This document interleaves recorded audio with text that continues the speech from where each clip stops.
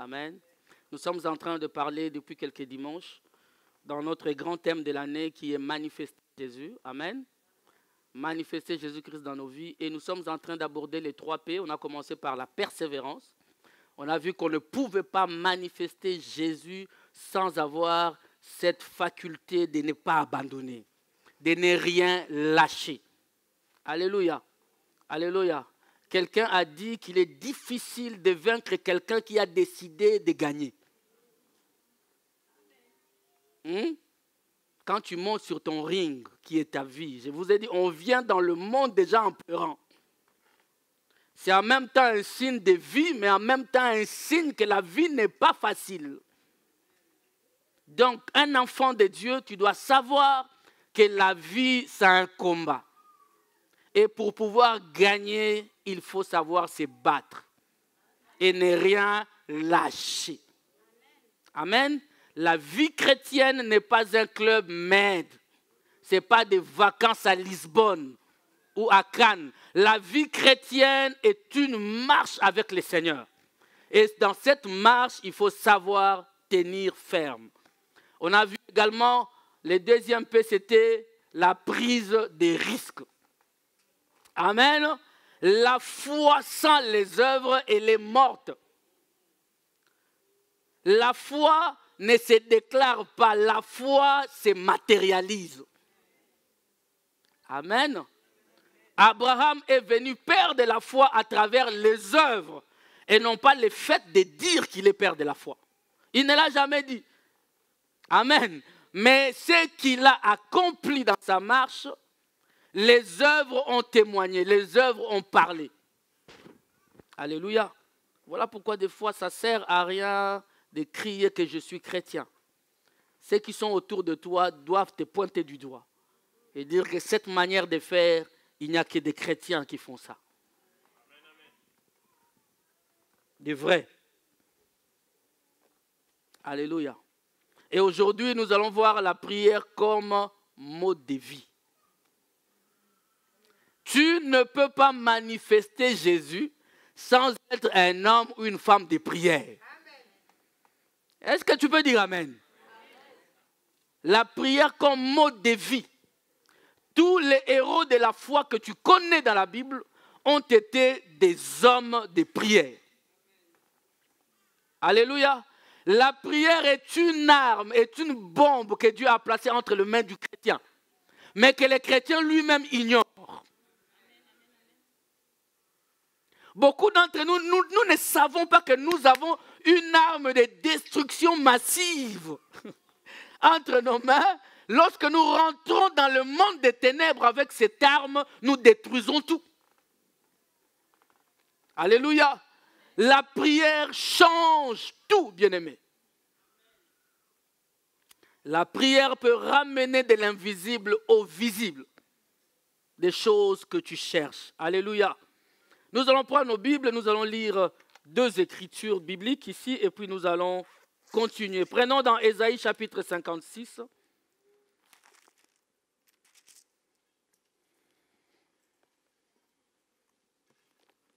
Amen.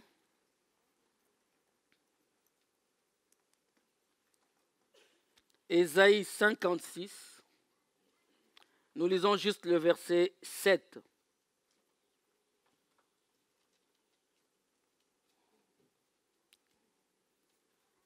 La Bible dit, je les amènerai sur ma montagne sainte et je les réjouirai dans ma maison de prière.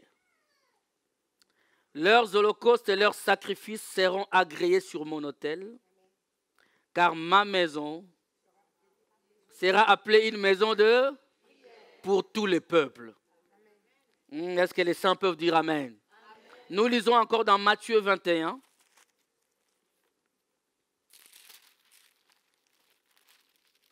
Matthieu au chapitre 21 à partir du verset 10.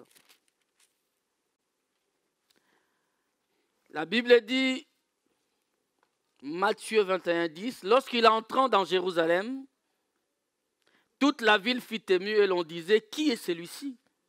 La foule répondait comment? Le prophète de Nazareth en Galilée. Jésus entra dans le temple de Dieu, il chassa tous ceux qui vendaient et qui achetaient dans le temple. Il renversa les tables des changeurs et les sièges de vendeurs de pigeons. Et il leur dit, il est écrit, appelez une maison de... Mais vous, vous en faites une caverne de voleurs. Amen. Donnez-moi un bon amen. Alors cet amen te donne droit à t'asseoir. Alléluia.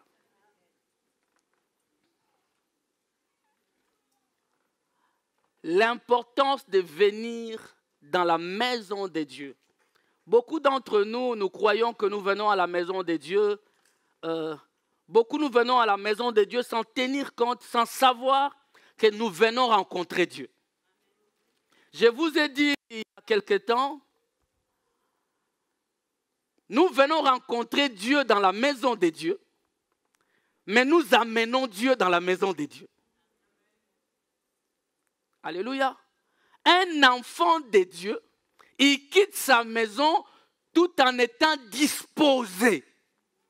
Mais vous savez, si nous venons ici, en venant ici, tu ne viens pas comme si tu allais à l'abattoir d'Anderlecht.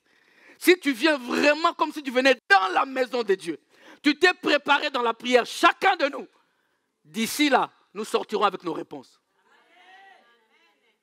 Beaucoup d'entre nous, nous venons pour demander pardon à Dieu à l'église. Alors que toute la nuit, tu étais à la maison de te repentir, de te sanctifier, de telle sorte que lorsque tu seras dans la présence de Dieu, la réponse te soit donnée.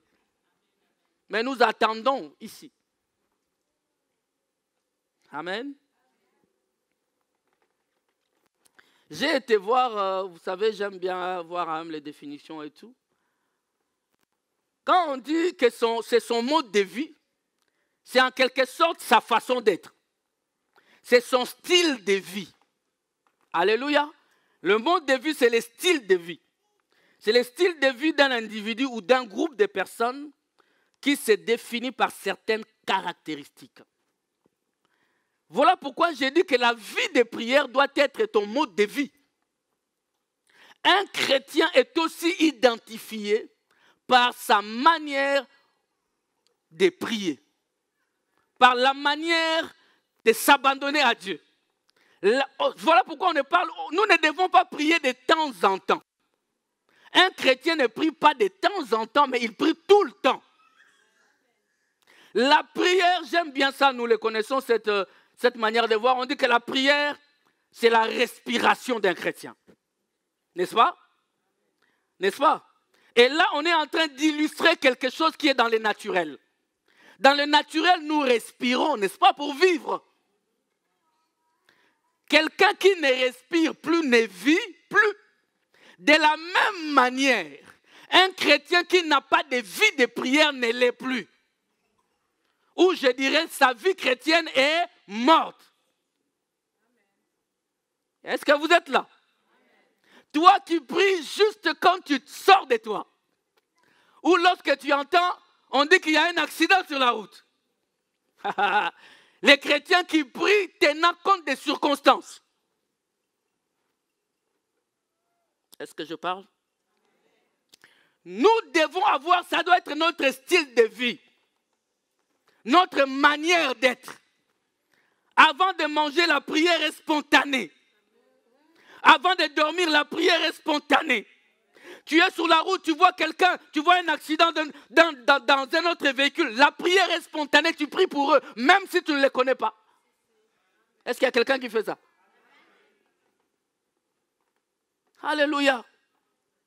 Tes enfants, ici, là, vont passer des examens, ainsi de suite à l'école. Toi, tu jeûnes pour eux. Où sont encore ses parents responsables? Moi, je vous ai dit, j'avais 2 semaines d'examen à l'école, de session. Ma mère faisait 2 semaines de jeûne et prière. Comment veux-tu ne pas? Hey, comment veux-tu ne pas la bénir? La première des choses que j'ai dit à ma femme quand on s'est rencontrés, écoute, tu peux toucher tout le monde, mais elle. Parce que elle me faisait des compliments, je lui disais, attends, le jour où tu vas la rencontrer, tu vas lui faire le compliment. Pas tout ce que tu vois de bien là, c'est parce que Dieu a placé une bonne femme sur mon chemin. La prière, mes frères et sœurs. Alléluia. Apprenez, je vais vous montrer qu'il faut fréquenter des hommes et des femmes de prière. Oh. Oh. Ayez pour amis des hommes qui prient. Que cela soit aussi un critère d'amitié. Que de temps en temps, ton fiancé, tu l'appelles, tu appelles ton fiancé, tu appelles ta fiancée, tu dis, oh sorry, j'étais en prière. Je n'ai pas décroché, ce n'est pas parce que j'étais à un bon chrétien comme ça, là, tu as la chair de poule. Moi, j'ai une fiancée comme ça qui me dit, j'étais en prière, je commence à parler en langue. Alléluia. Tu appelles quelqu'un, il n'était pas là, mais ton téléphone, j'étais en prière. Ça, c'est un critère d'amitié. Donnez-moi un amen. Des enfants de Dieu qui aiment la prière. Style de vie, la marche à suivre, la pratique, la manière d'être. Alléluia. Alléluia. Vous savez, beaucoup d'entre nous ici, nous prions à l'église pendant les 2 heures de culte. D'ailleurs, pendant les 2 heures de culte, tu as prié 30 minutes. Des fois même 5 minutes de concentration. Amen. Les 1h55 qui restaient, tu sortais, tu rentrais. Tu sortais de ton corps et tu rentrais. Tu sortais un peu, tu allais, j'ai un examen qui est difficile, et puis tu rentres. Et puis tu sortais, j'ai un rendez-vous chez les médecins, et puis tu rentrais. Mais le temps de concentration peut être que 5 minutes. Votre silence me prouve que j'ai dit vrai. Alléluia. La Bible nous dit ici que ma maison sera appelée une maison de prière. Mais la maison de Dieu, lorsque tu franchis cette porte-là ici, c'est la prière qui t'attend. C'est la reconnaissance à Dieu. Amen. Est-ce que je peux dire quelque chose? Est-ce que je peux ouvrir une parenthèse? Mes sœurs, je ne suis pas contre vos maquillages. Je ne suis pas contre comment vous vous habillez. Non, ce n'est pas ça mon problème. Mais lorsque tu viens ici, il y en a qui arrivent ici, qui prennent encore 15 minutes dans les toilettes pour se préparer à rentrer ici.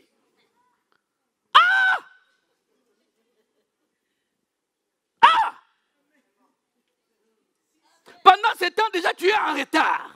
Mais tu arrives en retard, tu prends encore 10 minutes là-bas. Tu veux quoi? Qu'est-ce que nous, on a à faire de ton maquillage? Ici, c'est la maison des prières. Regarde un peu une sœur, dis-lui, c'est la maison des prières ici. Tu es là-bas, tu t'arranges. Non, ici, on ne vient pas vendre des pigeons et des pains ici. Ici, on ne vient pas faire des likelemba ici. Je quitte chez moi, je viens dans la présence de Dieu. Et d'ailleurs, tu n'es pas là pour me distraire. Moi, je ne suis pas là pour regarder que tu es belle. Je suis venu contempler les plus beaux parmi 10 000. Tu ne peux même pas l'égaler. Il est plus beau parmi 10 000. D'ailleurs, laisse-moi te dire. Hey my God. Les maquillages couvrent les défauts. Ça ne peut pas ôter les défauts. Hey. Mes sœurs, dites amen. Les maquillages couvrent les imperfections. Ça ne peut pas ôter les imperfections.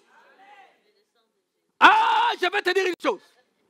Les maquillages, c'est comme le sang des bouquets de taureaux.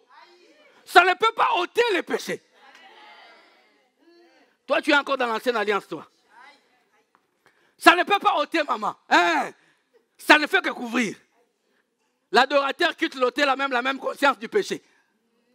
Même si tu fais ça, nous, on va quoi? Mais toi-même, tu sais où c'est les défauts.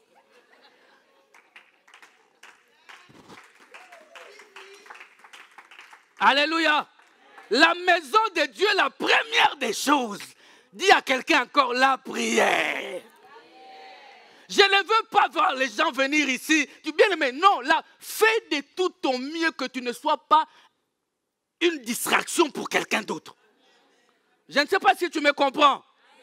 pendant les 2 heures de prière ici, ne sois pas une distraction pour quelqu'un d'autre.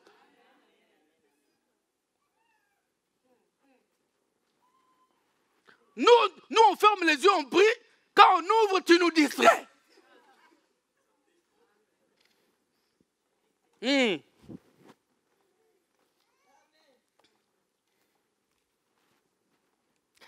si le maquillage n'est pas... Qu'est-ce qu'on a à faire? Il y en a qui vont commencer à critiquer. Et elle ne se maquille pas bien. Toi, tu viens ici pour regarder le maquillage des gens. Et tu as même les kilos d'en parler à une autre frère, à une autre soeur, à un autre frère. Comment tu peux ça? La pensée est une parcelle non clôturée, n'est-ce pas? La pensée reçoit tout. Mais tu n'es pas obligé de tout dire.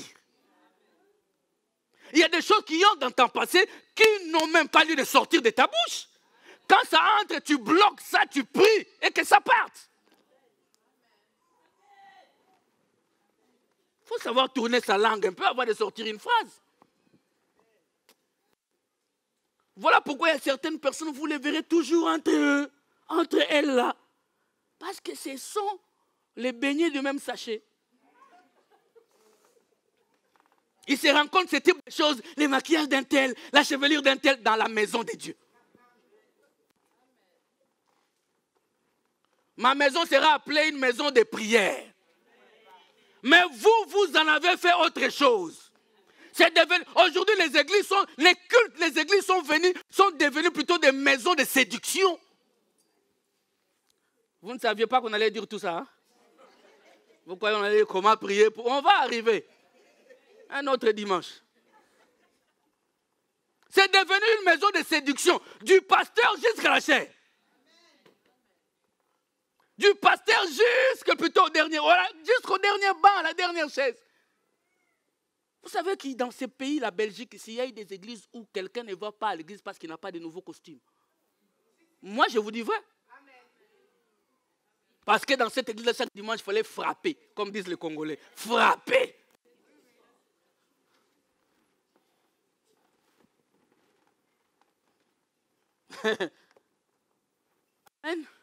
C'est-à-dire qu'on a renversé l'ordre de priorité. On ne dit pas venez à l'église, non, venez à l'église propre, venez à l'église bien. Mais la priorité, ma maison sera appelée une maison de prière. Vous êtes d'accord? Une maison de... Ah, ça fait du bien. N'est-ce pas que ça fait du bien? C'est-à-dire qu'un enfant de Dieu ne peut pas ne pas aimer aller dans la présence de Dieu. Tu es là? La Bible dit même que Jésus, dans Luc, je crois, chapitre 4, il avait coutume d'aller dans le temple. Bien aimé, le Saint-Esprit, les jours de la Pentecôte, le Saint-Esprit est descendu. N'est-ce pas? Vous êtes d'accord, non? Mais la première des choses que les disciples ont fait quand le Saint-Esprit est descendu, c'était quoi? Ils ont commencé à parler en langue, ils sont sortis et ils sont allés au temple. Quel est ton Saint-Esprit qui t'empêche d'aller à l'église? Tu as quel Saint-Esprit? Ah, vos églises des temples, nous, on n'est plus dans ça. Ce n'est pas le Saint-Esprit. Le Saint-Esprit, la parole faite chair, lui-même allait au temple. Les disciples remplis du Saint-Esprit, ils sont partis au temple. La Bible dit, quelqu'un est là? Tu es d'accord avec moi ou pas? La Bible dit que Paul, quand il arrivait dans une ville, il cherchait d'abord où se trouvent les lieux de prière. Écoutez, dans Actes chapitre 16, Actes chapitre 16 à partir du verset 11, la Bible dit, étant partis de Troas, nous fîmes voile directement vers la Samothrace et le lendemain, nous débarquâmes à Néapolis. L'apôtre Paul, vraiment, nous débarquâmes et nous fîmes voile. De là, nous allâmes à Philippe, qui est la première ville d'un district de Macédoine et une colonie. Nous passâmes quelques jours dans cette ville. Les jours de sabbat, nous nous rendîmes hors de la porte, vers une rivière où nous pensions que se trouvait un lieu de prière. Nous nous assîmes et nous parlâmes aux femmes qui étaient réunies. 14. L'une d'elles, nommée Lydie, marchande de pourpre, de la ville de Thyatire, était une femme craignant Dieu et elle écoutait. Elle était marchande, mais elle craignait Dieu. Businesswoman, craignant Dieu. Amen. Hein? Le Seigneur lui ouvrit le cœur pour qu'elle fût attentive à ce que disait Paul. Amen. Et lorsque vous allez au verset 14 ou au verset 16 du même chapitre, on dit, comme nous allions au lieu de prière. L'apôtre Paul, comme nous allions au lieu de prière, une servante qui avait un esprit de python et qui en devinant procurait un grand profit à ses... Donc ils allaient au lieu de prière. Tu ne peux pas faire... Il y en a qui, aller à l'église, tu es lourd. Surtout avec les lives. Amen. On n'a pas dit que les lives sera ma maison de prière. Ah, ma maison sera appelée une maison de prière. Est-ce que tu es là? Est-ce qu'il y a-t-il encore des chrétiens dont le cœur languisse après les temples de Dieu? Il y a encore des chrétiens qui dorment les samedis en préparant tout pour aller dans la maison de prière parce que c'est là que l'Éternel nous bénit. Y a-t-il ce type de chrétiens? Alléluia. Le psaume chapitre 26 au verset 8. Psaume 26, 8, la Bible dit, Éternel, j'aime le séjour de ta maison. Les lieux où ta gloire habite. Alléluia. Bien, mais tu quittes ta maison, tu viens ici, dis-toi, je vais dans la présence de Dieu. Psaume 84, le verset 5. Psaume 84, le verset 5, la Bible dit, heureux ceux qui habitent ta maison, ils peuvent te célébrer encore. Alléluia. Ne viens pas au temple en tirant les pieds. Ah, il y a quelqu'un qui s'appelait David. Il a dit, je suis dans la joie lorsqu'on me dit, ah non. Mais toi, lorsque c'est dimanche, c'est ah. On doit t'appeler, te secouer. David était dans la joie d'aller dans la maison du Seigneur. Est-ce que tu es avec moi? Alléluia. Amen. La Bible nous dit dans 1 Timothée chapitre 3, versets 14 et 15.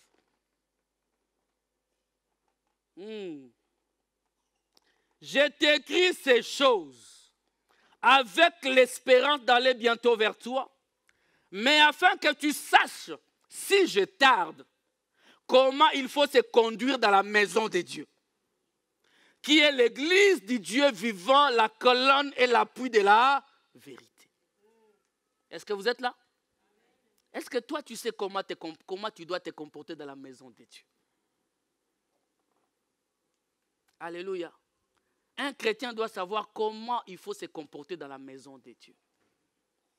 Il y en a, c'est seulement la chaise de l'église là qui laisse ces chewing-gums là. C'est seulement là.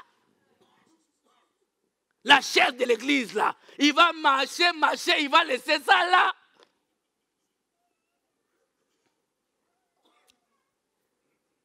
Amen. Des fois, j'arrive ici les lundis. Les lundis, souvent, je ne suis pas là. Les mardis, les mercredis. Tu vas trouver des papiers. Mais c'est la maison de Dieu. Beaucoup d'entre nous, nous ne sommes pas exaucés parce que nous ne nous comportons pas bien dans la maison de Dieu. Alléluia. Est-ce que vous êtes d'accord avec moi? Alléluia. Bon, on va avancer un peu. Selon Hébreux chapitre 10, la Bible dit, l'Ancien Testament n'est que l'ombre des choses à... Amen. L'Ancien Testament n'est que l'ombre des choses à venir et non l'exacte représentation des choses. Ça, c'est ce que Hébreux 10 nous dit. C'est la représentation, pas l'exact, mais c'est l'ombre des choses qui vont arriver. Amen. Le temple de Salomon n'était que l'ombre des choses à... Amen. Parce que c'est David qui a dit, Seigneur, j'aimerais te bâtir un temple. J'aimerais te construire un temple. Comme j'avais dit le vendredi, Dieu regarde David et dit, David, tu es l'homme selon mon cœur. Tu sais combien je t'aime, mais tes mains sont remplies de sang. Dieu a dit, tu as trop tué David.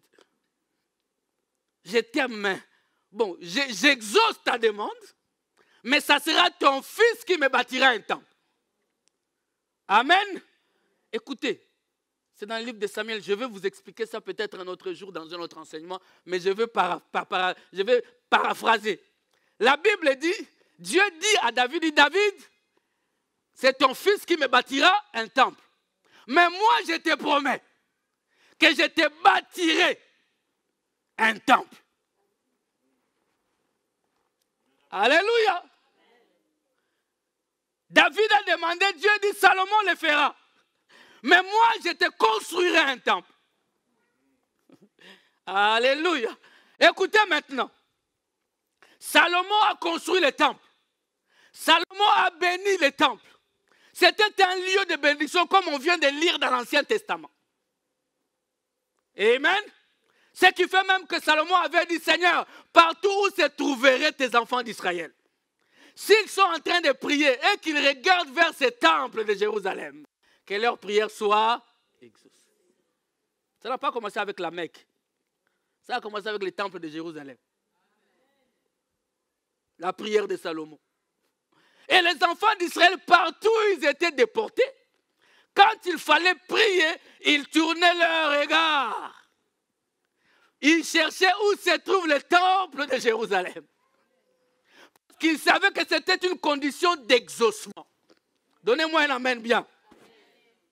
Alléluia. C'était une condition d'exaucement. Mais moi, j'aime le Seigneur Jésus-Christ. Oh my God. Cet homme est venu.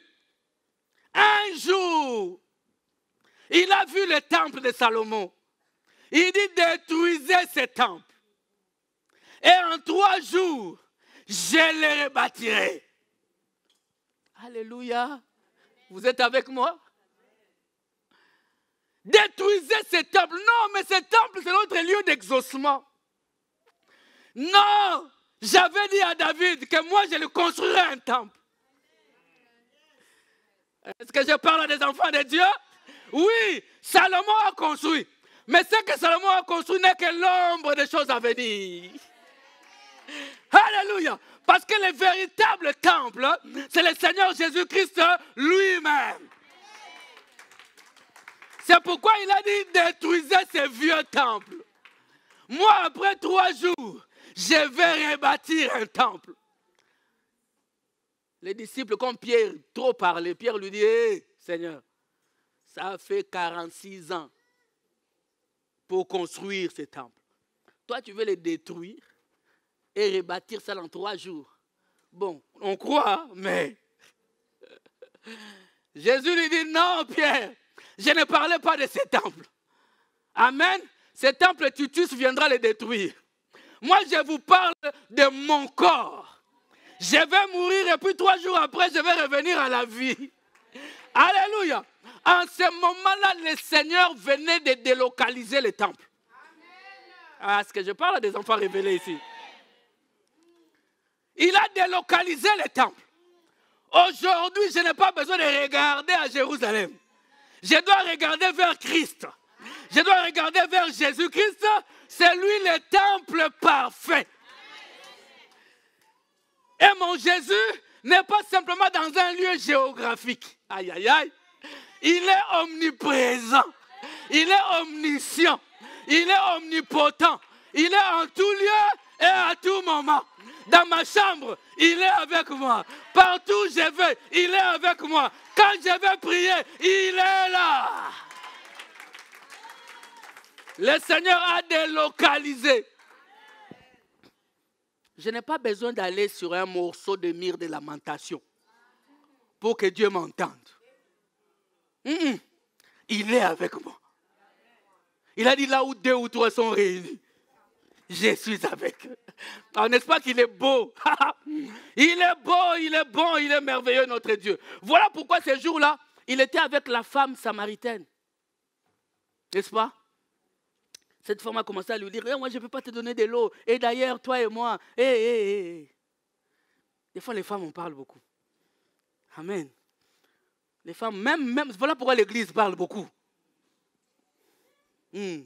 La femme, l'église, parle beaucoup. Amen. Jésus lui dit, si tu savais. Oh, ceci et cela. Dit, si tu savais qui est celui qui te dit, donne-moi à boire. C'est toi qui lui aurais demandé et il t'aurait donné. Alléluia. Et pendant qu'il parlait, il a dit, non, vous et nous, on ne s'entend pas. Vous, vous dites qu'il faut aller prier à Jérusalem. Nous, nous prions. Et nous, notre Père, il dit, l'heure vient. Oh, j'aime Jésus. Il regarde la femme et il dit, l'heure vient. Et elle est déjà, où les morts en Christ ressusciteront. Et puis il continue. Vous n'adorerez plus ni sur cette montagne, ni à Jérusalem. Car les vrais adorateurs adoreront le Père où? Il n'y a plus question de physique.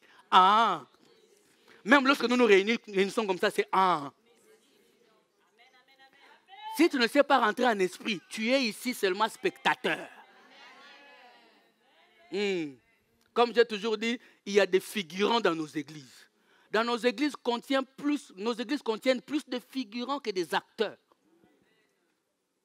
Les figurants, je vous ai toujours dit, qu'ils ne connaissent ni les tenants ni les aboutissants du film. On lui dit, on va te donner 100 € lorsqu'on va tirer, tombe. Et on tire, lui, il tombe. Quand il s'élève, il poupoule. Et puis on lui donne ses 100 €. Allez! Il s'en va. Il vient à l'église. Seigneur, on donne le mariage. Hey! Dieu m'a béni, pas. Mais il ne connaît ni les tenants, ni les aboutissants. Mais les véritables enfants de Dieu, ils connaissent la profondeur des choses. Alléluia. Ils ne viennent pas vers Dieu pour le mariage, pour les enfants, pour la maternité. Non, ils viennent vers Dieu parce qu'ils aiment le Seigneur. Il les a sauvés. Il les a affranchis. Est-ce qu'il y a des hommes et des femmes affranchis? Alléluia. Amen. Le véritable temple, c'est le Seigneur Jésus. Et c'est même Jésus, avant d'aller au ciel. Là, on est en train d'avancer, n'est-ce pas? J'espère que vous n'êtes pas, on est toujours ensemble. Donc, on a parlé du temple. On a parlé du temple Jésus. Le temple Jésus est mort, il est revenu à la vie. Et il dit à ses disciples, cet endroit est bien, ça donne bien. Il dit à ses disciples ceci. Amen.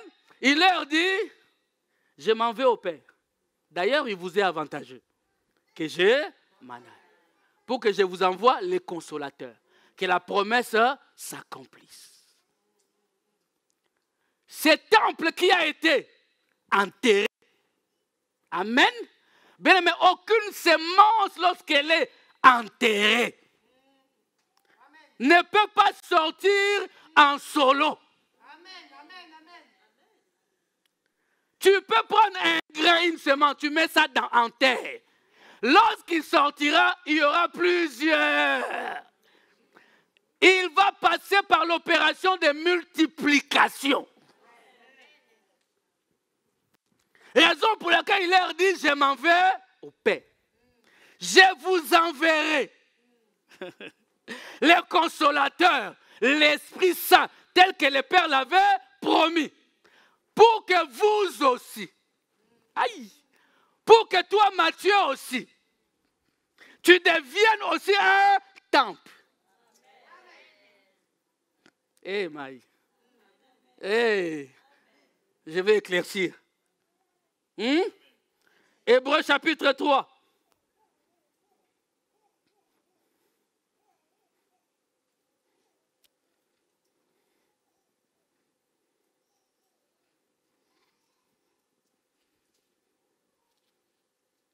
On dit, mais au verset 6, Hébreux 3, 6. Ah, merci Jésus. La Bible dit, mais Christ l'est comme fils sur sa maison. Avant, on parlait de Moïse, vous pouvez le lire à la maison. Il dit, mais Christ l'est comme fils sur sa maison. Et sa maison, c'est qui? Sa maison, c'est qui? Quelqu'un peut dire, la maison de Dieu, c'est moi. Pourvu que nous retenions jusqu'à la fin la ferme confiance et l'espérance dont nous nous glorifions. 1 Pierre chapitre 2. 1 Pierre chapitre 2, le verset 4 et 5. La Bible dit ceci. Approchez-vous de lui, pierre vivante, rejetée par les hommes mais choisie et précieuse devant Dieu. Et vous-même, le verset 5, comme des pierres vivantes. Est-ce que vous comprenez les deux pierres vivantes? Verset 4, revenons. Approchez-vous de lui, pierre vivante.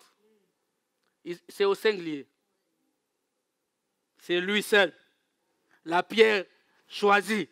Amen. La pierre qu'ont rejeté ceux qui bâtissaient et qui est devenue la principale de l'angle. Le verset 5 maintenant. Et vous-même aussi, comme des pierres vivantes au pluriel. La pierre qui était rentrée en terre a produit plusieurs pierres vivantes. Je parle des enfants de Dieu. Édifiez-vous pour former une maison spirituelle. Un saint sacerdoce. Afin d'offrir des victimes spirituelles agréables à Dieu par Jésus-Christ. Alléluia. Bien, mais celui qui croit à la pierre vivante, rejeté par le monde, choisi par Dieu, devient une pierre vivante. Nous devenons des maisons de Dieu. Alléluia. 1 Corinthiens chapitre 3, c'est encore plus clair. Les versets 16 et 17. La Bible dit, n'est-ce pas, que vous êtes le temple de Dieu? Amen. Le verset 3, chapitre, plutôt 1 Corinthiens 3, à partir du 16e verset. Souvent, les chapitres 3 et 16 sont très importants dans la Bible. 1 Timothée 3, 16. Jean 3, 16. On ouvrira ça un autre jour. Quelqu'un est là? Ne savez-vous pas que vous êtes le temple de Dieu? N'est-ce pas que vous êtes le temple de Dieu? Vous êtes des maisons de Dieu. Et que l'Esprit de Dieu habite en vous. Si quelqu'un détruit le temple de Dieu, Dieu fera quoi? Car le temple de Dieu est saint. Et c'est ce que vous êtes. Je veux maintenant dire quelque chose. Bien aimé, écoutez. Celui qui me suivait bien peut-être est déjà arrivé. La Bible a dit, ma maison sera appelée une maison de... Et si toi tu es la maison de Dieu, tu es une maison de... Ah. Donc un chrétien, une chrétienne est une maison de... Maintenant toi qui ne pries pas. Hein? Il a dit, ma maison serait une maison de...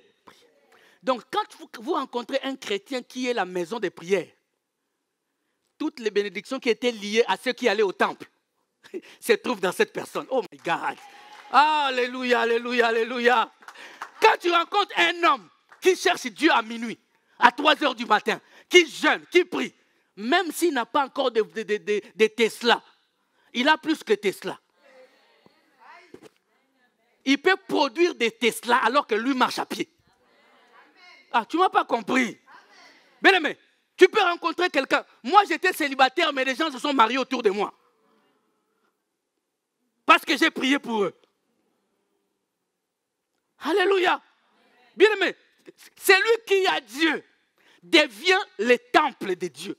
La maison de Dieu. Attache-toi à cette personne, tu vivras toutes les bénédictions qui étaient liées dans l'Ancien Testament au temple. Fais attention avec quelqu'un qui prie pour toi. Quelqu'un qui s'est levé une fois la nuit, il a fléchi chez lui, il a dit, sois avec Joël. Fais attention avec quelqu'un qui cite ton nom en bien dans la présence de Dieu. toi, évite de citer son nom en mal. C'est rentré. Hein? Quelqu'un qui se lève la nuit, Seigneur, je remets tel dans... Sois bénis-la.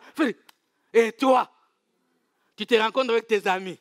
Tu commences à dire, hey, lui là, ce pasteur là, lui là, qu'est-ce qu'il croit, il me parle comme ça. C'est ton problème. C'est ton... Dieu te connaît à travers lui. Est-ce que vous êtes là? On va terminer, je vais terminer dans le temps aujourd'hui. Exceptionnellement. Il commence à faire chaud. Hein? Donc le verset 17 qu'on a vu, la Bible dit, si quelqu'un détruit le temple de Dieu, Dieu le détruira, car le temple de Dieu est... Le temple de Dieu est comment? Le temple de Dieu est comment? Bien, mais tu ne peux pas être le temple de Dieu, c'est-à-dire une maison de prière sans la sanctification. Est-ce que c'est clair? Il y en a qui te montrent qu'il prie beaucoup, mais il est aussi dragueur, coureur de jupons, mais il prie beaucoup. C'est-à-dire que ce sont je vais vous montrer même qu'il y a des prières orgueilleuses. C'est des gens qui prient, mais c'est pour montrer aux gens qui prient. Donc, la vie de prière qu'il mène est même une façon de séduire. Ah! Et tout ça à l'église. Et des fois, nous nous accrochons à des gens comme ça sans discernement. Ah, lui, il prie beaucoup. Tu commences... Le but pour lequel il fait voir à tout le monde qu'il prie là, c'est pour que les gens viennent autour d'elle ou autour de lui. Il est en manque. C'est des gens qui sont en manque de notoriété, en manque de visibilité. Hein? Ah, maintenant, il veut être coach. Ah, vous, avec les coachs aujourd'hui, vous allez nous tuer. Vous allez nous... Mes sœurs, vous allez nous tuer avec vos coachings. Hein? Des fois, je regarde comme ça et dis, Seigneur, coach. Coach elle-même n'est pas coach. Elle n'a pas l'air d'être coach. Oui, elle est coach, mais coach sous quelle direction? On peut coacher, tout le monde peut coacher. Hein? Mais tu peux coacher en mal, non? Et nous faisons passer beaucoup de temps. Nous leur donnons nos oreilles. La foi vient de ce qu'on entend. Tu vas dire, non, moi je suis seulement.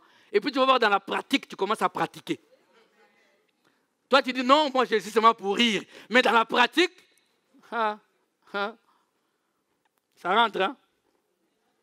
La sanctification est un paramètre, ou c'est un des paramètres qui rend ta prière efficace. Donnez-moi un amen.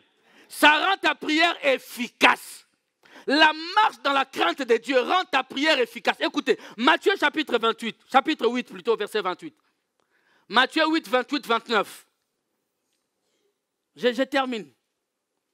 Quand je commence à terminer, donc il reste 10 minutes. Non, ça va. Écoutez, lorsqu'il fut à l'autre bord, Matthieu 8, 28, dans le pays des Gadaréniens, 2 démoniaques sortant des sépulcres vinrent au-devant de lui. Ils étaient si furieux que personne n'osait passer par là. Vous êtes là? Et voici, ils s'écrièrent, qui y a-t-il entre nous et toi, Fils de Dieu? Es-tu venu ici pour nous tourmenter avant le temps? Mais le diable connaît bien son temps. Ils ont rappelé au Seigneur Jésus la promesse. Ils ont dit, tu nous as dit que tu vas nous attaquer, mais pas maintenant. Maintenant, laisse-nous vivre et faire notre ministère. Mais pourquoi ils avaient peur? Parce que dans d'autres versions, il est dit, alléluia. Et voici ce qu'il y a-t-il entre nous et toi, fils de Dieu. Dans d'autres versions, il est dit, sang de Dieu. Bien, mais des fois, nous chassons les démons par peur. Lorsque tu marches dans la crainte de Dieu, les démons te supplient. Ils te supplient en disant, ce n'est pas encore le moment. Laisse-nous vivre. Les sorciers des familles disent, hey, tu nous as beaucoup attaqués, on ne viendra plus, mais laisse-nous vivre. Qu'est-ce qui fait ça? La crainte de Dieu. La marche de la sanctification. Alléluia. Donnez-moi un amen, frère. Toi, tu demandes, Seigneur, je veux me marier. Ma fille, tu veux te marier, mais tu as 3 copains. Comment veux-tu que Dieu exauce ta prière? Et vous êtes forte. Comment vous gérez 3 personnes comme ça? Comment vous arrivez? Silence. J'attends la réponse, non? Donnez-moi, aidez-moi à comprendre. Bon, je sais que ce n'est pas vous. Il n'y a pas de gens comme ça ici. Ah, donnez un amen bien. Marchez dans la crainte de Dieu. Les démons vous diront, hey, on passait seulement. On ne voulait pas t'attaquer, c'est par imprudence, on ne savait pas. Mais toi, tu es là, maux de tête, des maux de tête. Parce que tu marches dans la peur. Pourquoi tu marches dans la peur? Parce que tu ne marches pas dans la crainte de Dieu. Amen. Tu es là, dimanche à l'église le matin, samedi dans la boîte de nuit. Tu t'enfermes dans la boîte et tu crois que ta prière de 2 heures le dimanche va te sortir de la boîte. Marcher dans la crainte de Dieu. Dis à quelqu'un, marche dans la crainte de Dieu. La dernière écriture, vous voici plutôt. Ésaïe 59, 1 à 3. La Bible dit, je vous ai dit que la marche de la sanctification rend ta prière efficace. Alléluia. Ésaïe 59, 1 à 3, la Bible dit, non, la main de l'Éternel n'est pas trop courte pour sauver, ni son oreille trop dure pour entendre. Ici, on parle de la prière pour entendre. Le Seigneur entend la prière des saints. La Bible dit. Mais ce sont vos crimes qui mettent une séparation entre vous et votre Dieu. Le péché fait quoi? Vient mettre la séparation. Ce sont vos péchés qui vous cachent sa face et l'empêchent de vous écouter. Car vos mains sont souillées de sang et vos doigts de crime. Vos lèvres profèrent les mensonges. Moi, je ne peux pas passer cette écriture. Chaque fois que je vois la langue, un petit membre, mais elle peut embraser toute une forêt. Elle peut détruire un mariage, la langue. Elle peut te faire perdre ton travail, la langue. Tu peux passer à côté de l'accomplissement d'un grand projet, la langue. Parce que lorsque tu signes ton contrat, vous travaillez, on va faire un projet, tu passes comme ça. Oui, on fait des projets, mais c'est quelqu'un que j'aime pas. Et ça revient, et on coupe le contrat. Hein? Qu'est-ce que tu crois? Alléluia. Vos langues font entendre l'iniquité. Mais vous savez, la prière n'a pas beaucoup d'alternatives. Plutôt, je dirais des pauses. La prière, il n'y a qu'une seule alternative. C'est-à-dire, soit on vous exauce dans les temps de Dieu, soit on ne vous exauce pas parce que vous menez une vie de péché. Dieu peut attendre que vous priez, vous êtes dans la crainte de Dieu, mais les choses n'arrivent pas parce que ce n'est pas encore le temps de Dieu. Continue à prier. Mais des fois, ça ne vient pas, ce n'est pas que ce n'est pas le temps de Dieu. C'est ta vie de péché qui bloque la réalisation, ça empêche à ce que Dieu t'écoute. Alléluia. Je disais que la sanctification, bien aimé, c'est ce qui t'introduit dans la présence de Dieu. Il dit, Dieu est allé, il a mis la barre très haute. Il a dit, comme moi je suis saint, vous aussi soyez saints. Vous vous imaginez? Alléluia.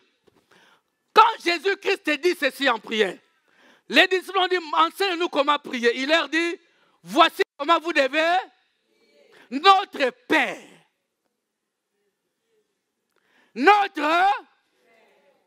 Il y a une filiation. Il y a une relation. Mais qu'est-ce qui coupe cette relation? Les péchés. On vient de lire dans Isaïe 59 que les péchés vous séparent de Dieu. C'est-à-dire qu'il n'y a plus de relation. Donnez-moi un amen.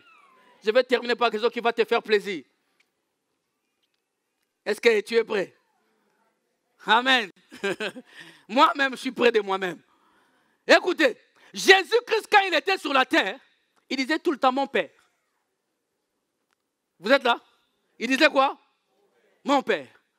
J'ai fait la volonté de mon père. Mon père qui m'a envoyé. Mon père.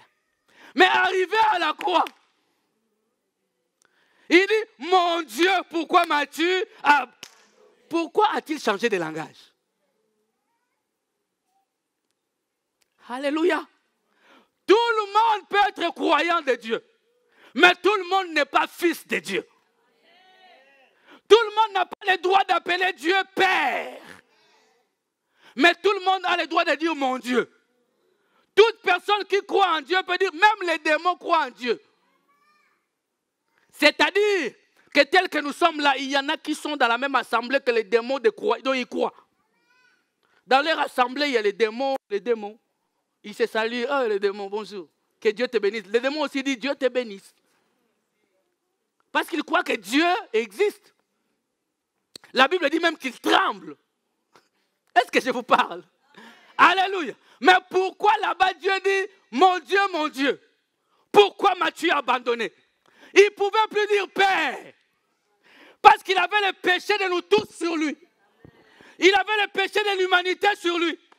Ayant rempli du péché du monde, la seule relation qui restait, il n'en avait pas. Et il était séparé. Alors il pouvait que crier, mon Dieu. Souvent mon Dieu est loin, mais le Père est près. J'ai parlé aux enfants de Dieu ce matin. Bien-aimé, crains Dieu. Il ne sera pas seulement mon Dieu, mais il sera mon Père. Mon Père. Et voilà pourquoi je dis à quelqu'un ce matin, si tu t'es éloigné de Dieu ce matin, c'est le jour de revenir. Comme l'enfant prodigue, il est revenu. Et la Bible dit, le Père l'attendait. Le Père ne l'a même pas attendu qu'il franchisse la porte. Vous pouvez monter, on termine. Alléluia. Mais le Père, qu'est-ce que le Père a fait? Le Père est sorti pour le recevoir. Est-ce que vous êtes là? Merci. Si quelqu'un est là ce matin, bien aimé, si tu sais que tu t'es éloigné de Dieu, avant qu'on entre dans les prières de combat, de chasser-les, c'est maintenant qu'il faut prendre la décision. De dire, Seigneur, je reviens à tes pieds. Amen. Je m'étais éloigné, mais là, je suis revenu. Est-ce qu'on peut se lever dans la présence de Dieu? Alléluia. Ah, tu n'as pas bien acclamé, mon frère, acclame le Seigneur.